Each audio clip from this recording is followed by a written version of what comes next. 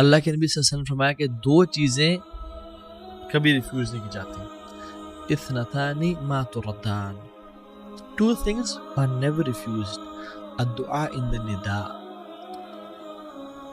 پہلی چیز اذان کے وقت دعا کرنا، اللہ اکبر، اور دوسری ہے جب بارش ہو رہی ہو۔ میں اور آپ ہماری زندگیوں میں کم از کم 5 ٹائم تو اذان ہوتی ہے نا، اور ماشاءاللہ ہم تو مسلم ملک میں رہتے ہیں تو کتنی اذانیں ہو رہی ہوتی ہیں الحمدللہ۔ تو جب اذان ہو رہی ہو اس ٹائم دعا کرنا، اور میں اور آپ کتنے غفلت سے اس اذان کو سن رہے ہوتے ہیں اور نہ تو اس کا جواب دیتے ہیں اور نہ اس ٹائم دعا کرتے ہیں۔ یہ صحیح جامع کی اوتھینٹک حدیث ہے 3078۔ میں اور آپ ہم کیوں دعا نہیں کرتے اس ٹائم؟ اللہ کی فرمایا اثنتان ما تردان، دو دعائیں ایسی جو رد نہیں کی جاتی، ایک اذان کے ٹائم پہ، فرمایا اذان کے ٹائم پہ جو دعا کی جاتی ہے وہ رد نہیں کی جاتی۔ اینڈ سبحان اللہ، چلے فجر میں اگر کوئی انسان سو رہا ہے اذان کے ٹائم پہ اور وہ جنتوں کے بڑے درجات نہیں لینا چاہتا، تو کم از کم ظہر، عصر، مغرب اور عشاء کی تو اذان ان کے اس کو جاگتے ہوئے ہو رہی ہوتی ہے، تو اس کو چاہیے کہ اس اذان میں غور سے سنے اور اس ٹائم دعا کرے اللہ تعالیٰ سے، ہاں اذان کا جواب بھی دے، اور اس کے بعد جو دعا پڑھنا مسنون ہے اللہم رب ہذہ الدعوۃ التامہ وہ بھی پڑھے، لیکن اذان کے ٹائم دعا لازمی کرے۔ You shouldn't miss this opportunity. And how negligent are we؟ گھر میں بیٹھے ہیں، اذان ساتھ مسجد ہو رہی ہے، اذان کی آواز آ رہی ہے، and we never make دعا، and then we are in need of all the du'as, and then we say کہ اللہ دعائیں قبول کر، or to miss these beautiful opportunities۔ یہ ڈیلی روٹینز ہیں جو ہمیں اختیار کرنی ہے اپنی زندگیوں میں، یہ گولڈن ٹپس ہیں۔ اور اس کے بعد سبحان اللہ رسول اللہ صلی اللہ علیہ وسلم نے فرمایا کہ اس کے بعد اگر یعنی وہ جو تم نے اگر مس چلو کر ہی دی ہے، الدعاء لا يرد بین الاذان والاقامہ، وہ دعا جو اذان اور اقامت کے بیچ پہ کی جاتی ہے وہ رد نہیں کی جاتی، وہ رد کی ہی نہیں جاتی۔ رسول اللہ صلی اللہ علیہ وسلم سچے فرما رہے ہیں۔ قالوا، صحابہ نے پوچھا یا رسول اللہ فماذا نقول یا رسول اللہ صلی اللہ علیہ وسلم، یا رسول اللہ پھر کیا کریں، کیا مانگیں؟ آپ نے فرمایا صلی اللہ العافیہ فی الدنیا والآخرہ، اللہ سبحانہ وتعالیٰ سے عافیت کا سوال کرو دنیا میں بھی اور آخرت میں بھی۔ یہ ترمذی کی 3594 نمبر حدیث ہے۔ تو عافیت کا سوال کرو، اور بھی دعائیں کی جا سکتی ہیں۔ میں اور آپ اذان کے بعد چلنگ کر رہے ہیں، موبائل پہ بیٹھے ہیں، یوز کر رہے ہیں موبائل کو، آرام سے اٹھے، لیٹ وضو کیا اور تکبیر اللہ کو مس کر کے پہنچے نماز میں، لا الہ الا اللہ۔ جو شخص مسجد میں جاتا ہے اس کو چاہیے کہ مسجد میں جلدی جائے اور دعائیں کرے۔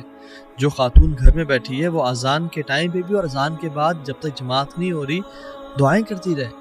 یہ دعاؤں کی قبولیت اوقات ہیں اور ہم کتنے آسانی سے ان کو ضائع کر دیتے ہیں۔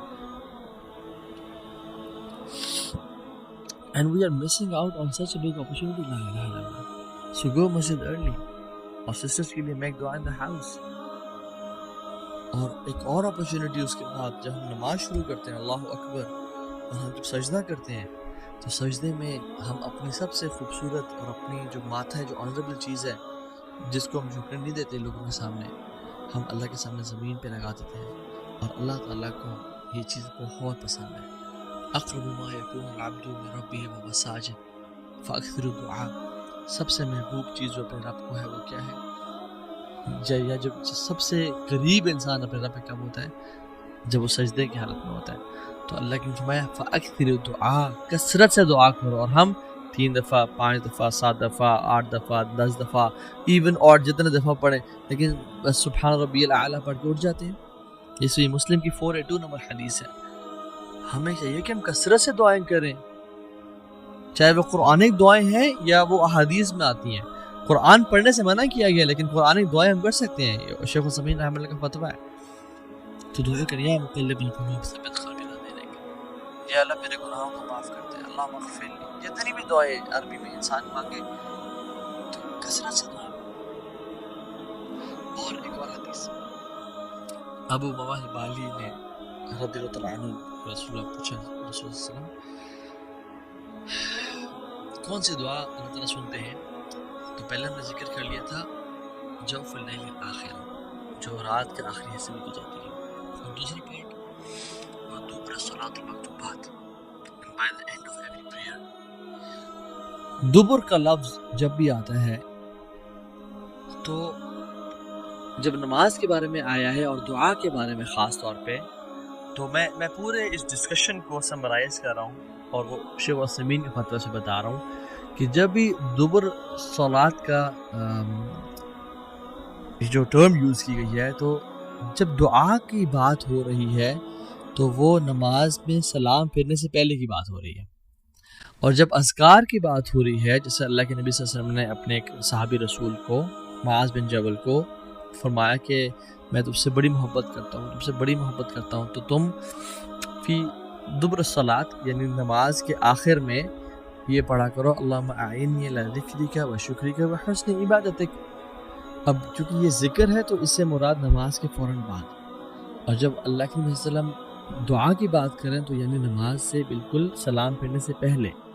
یہ شیخ عثیمین نے اس پوری ڈسکشن کو سمرائز کیا رحمہ اللہ، کیونکہ قرآن میں بھی آتا ہے نا کہ فائدہ قضیتم الصلاۃ فاذکروا اللہ، جب تم نماز ختم کر دو اللہ کا ذکر کرو، ذکر از آفٹر صلاۃ، اور بہت سارے اذکار میں دعائیں بھی ہیں ڈیفینیٹلی، ٹھیک ہے۔ سو کہنے کا مطلب یہ ہے کہ the irony is and ایک جو عجیب بات ہے وہ یہ ہے کہ ہم جو تشہد میں کا آخری حصہ ہے اس میں ہم بس ایک دعا پڑھ کے سلام پھیر دیتے ہیں۔